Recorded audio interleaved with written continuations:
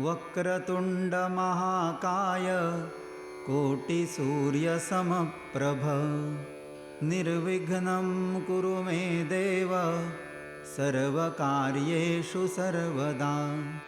ಮೊದಲಿಗೆ ಆಚಮನ ಮಾಡಬೇಕು. ನಂತರ ದೇಶಕಾಲ ಪಠಣ ಮಾಡಿ ವಿಧಿಯ ಸಂಕಲ್ಪ ಮಾಡಬೇಕು.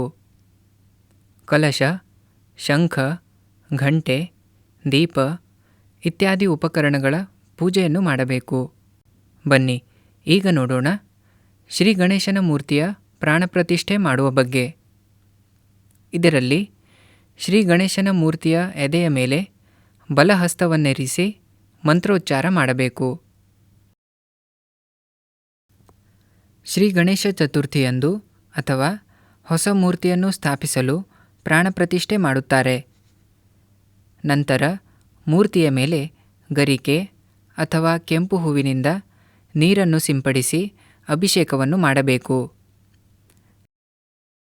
ಶ್ರೀ ಗಣೇಶನಿಗೆ ಗೆಜ್ಜೆ ವಸ್ತ್ರವನ್ನು ಅರ್ಪಿಸಬೇಕು.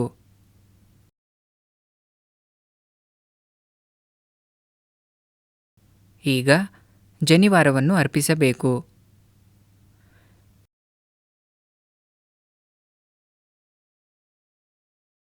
ಶ್ರೀ ಗಣೇಶನಿಗೆ ಚಂದನವನ್ನು ಅರ್ಪಿಸಬೇಕು. ಈಗ ಶ್ರೀ ಗಣೇಶನಿಗೆ ಅರಿಶಿನವನ್ನು ಅರ್ಪಿಸಬೇಕು.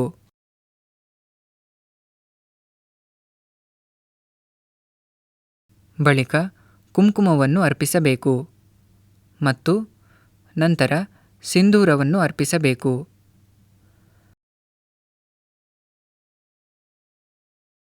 ನಂತರ ಅಕ್ಷತೆಯನ್ನು ಅರ್ಪಿಸಬೇಕು.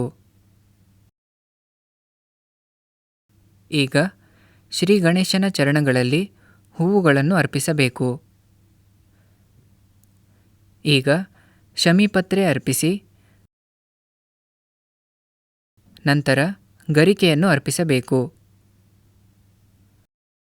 ಶ್ರೀ ಗಣೇಶ ಚತುರ್ಥಿಯಂದು ತುಳಸಿಯಲ್ಲಿ ಶ್ರೀ ಗಣೇಶನ ಪವಿತ್ರಕಗಳನ್ನು ಆಕರ್ಷಿಸುವ ಕ್ಷಮತೆಯು ನಿರ್ಮಾಣವಾಗುತ್ತದೆ. ಆದ್ದರಿಂದ ಈ ದಿನದಂದು ಶ್ರೀ ಗಣೇಶನಿಗೆ ತುಳಸಿ ದಳವನ್ನು ಕೂಡ ಅರ್ಪಿಸಬೇಕು. ಸಾಧ್ಯವಿದ್ದರೆ ಹೂವಿನ ಹಾರವನ್ನು ಅರ್ಪಿಸಬೇಕು. ಸಾಧ್ಯವಿದ್ದರೆ ಗರಿಕೆಗಳ ಹಾರವನ್ನು ಅರ್ಪಿಸಬೇಕು. ಈಗ 2 ಊದುಬತ್ತಿಗಳನ್ನು ಬೆಳಗಬೇಕು. ನಂತರ ದೀಪ ಬೆಳಗಬೇಕು. ಈಗ ಮೋದಕದ ನೈವೇದ್ಯ ತೋರಿಸಬೇಕು. ನಂತರ ಎಲೆ ಅಡಿಕೆಯ ಮೇಲೆ ನೀರನ್ನು ಬಿಡಬೇಕು. ತೆಂಗಿನಕಾಯಿಯ ಮೇಲೆ ನೀರನ್ನು ಬಿಡಬೇಕು. ಬಳಿಕ ಆರತಿಯನ್ನು ಬೆಳಗಬೇಕು. ನಂತರ ಕರ್ಪೂರ ಆರತಿಯನ್ನು ಬೆಳಗಬೇಕು. ಕೊನೆಯಲ್ಲಿ ನಮಸ್ಕಾರ ಮಾಡಿ ಪ್ರಾರ್ಥನೆಯನ್ನು ಮಾಡಬೇಕು. ಮೂರ್ತಿಗೆ ಕಡಿಮೆ ಎಂದರೆ 8 ಪ್ರದಕ್ಷಿಣೆಗಳನ್ನು ಹಾಕಬೇಕು. ಇದು ಸಾಧ್ಯವಿಲ್ಲದಿದ್ದರೆ ತನ್ನ ಸುತ್ತಲೂ ಗೋಲಾಕಾರವಾಗಿ ಸುತ್ತಿ 3 ಪ್ರದಕ್ಷಿಣೆಗಳನ್ನು ಹಾಕಬೇಕು.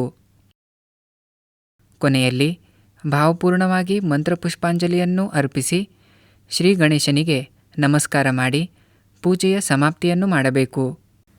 ಹೆಚ್ಚಿನ ಮಾಹಿತಿಗಾಗಿ ಓದಿರಿ ಸನಾತನದ ಗ್ರಂಥಗಳು.